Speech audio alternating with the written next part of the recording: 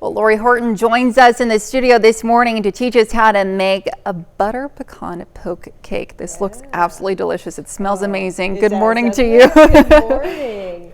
A lot of people are probably familiar with a poke cake. Right, I think that's something pretty popular around here where, you make that maybe vanilla cake and use a Jello, strawberry, something like that, and pour over the top, Cool Whip, whole 9 yards. Yes. This is the same concept, but a little bit fancier, a little bit gooier, a little bit sweeter, delicious. So we are going to start with a butter pecan cake mix. And this is one of my favorites. I don't usually brand drop here, but this one's a Betty Crocker mix, and I think she's the only one that makes that one. So really, really good. And you want to keep in mind when it comes to a cake mix, some people are a little hung up on that. This is just your flour, your sugar, your leavener is already measured. Yes. It's great. So they're just a nice shortcut when it comes to recipes like this. We're going to put that whole cake mix in our bowl, and we're not going to follow any other directions on the box. Okay. And the next thing we're going to put in there, and this is going to seem a little odd, but we are going to put a whole can of frosting in here.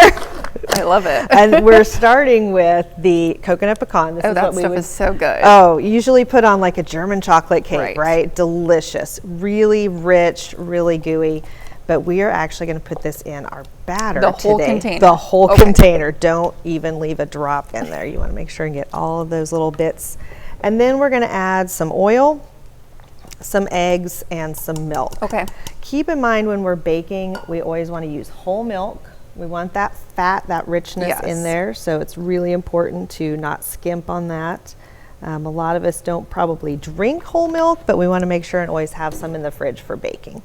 So we're going to add a whole cup of milk in there, whole cup of whole milk in there, and then 4 eggs at the end. Okay. This is going to be kind of a lumpy batter to begin with, but we want it to be nice and smooth. So my advice for sure is going to be start with our just spatula to kind of blend that in, because it's going to be a little hard for you to see that. But we've got to get that icing mixed in there, and it's going to be a mess if I just pop that mixer in there and start it up. A whole lot going on. A lot going on. A lot of liquid, a lot of kind of sturdy ingredients in there. So we want to start kind of slowly and hand mix this, get those eggs broken up, and start to get it lightly blended. But you do need to finish it with at least a hand mixer, because we want to make sure that that icing is really broken down and blended in smooth. So once we've got all of that really nice and creamed in there, and it's just going to look like a normal cake batter at that point. We're going to get rid of all of that lumpiness and all of those pieces of frosting. But after that, we're going to pour it into a 9x13 cake pan. This is a perfect place to use that disposable one because it's a little messy. But this is great to take to a party, an event, a barbecue, whatever. So those are great for that as well. But spray it. Yes. Spray it with our baking spray. Use that nonstick spray in there. Being so sticky with that frosting in there. It'll make it so much easier when it comes time to get it out of the pan to serve. So we'll bake that in our 350 oven for about 30 minutes. Go from there. Wonderful. Well, we'll have the next steps when we switch on over on Fox 14 at 7. We're back with more of the KOAM Morning News right after this. Welcome back to the KOAM Morning News on Fox 14, and we have Lori Horton with us this morning, and she's been showing us her recipe for a butter pecan poke cake. Now, we've made our batter, so tell me, what are our next steps for this delicious recipe? All right, so we got that batter all nice and smooth. Yes. We started out, if you remember, with just the cake mix, and oddly enough, a can of frosting. Right. And just our usual eggs, milk, and oil. So once it's really all blended well, it's just a nice, regular looking, smooth batter. We can even throw in some extra pecans at the end if you want to get a little bit more in there.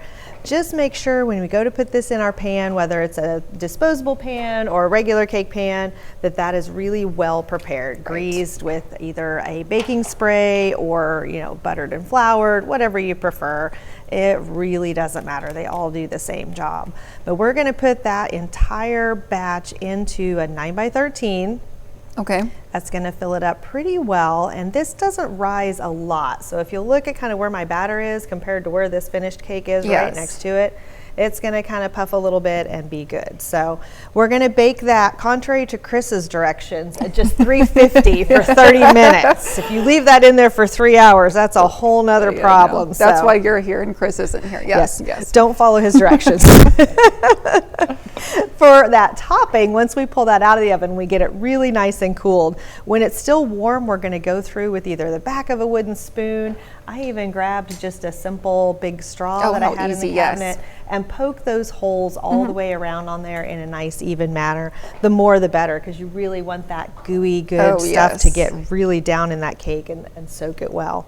So for that topping, I'm starting with a half a stick of butter. I've got this on about a medium heat. And we're going to let that butter melt completely before we do anything else. It's going to take just a couple minutes.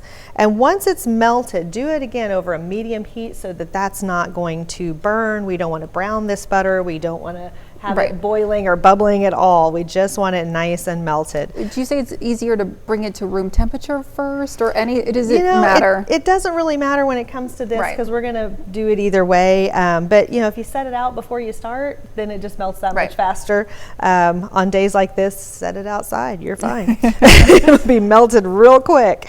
But once that is all completely melted, we're going to add to it a whole can of sweetened condensed milk.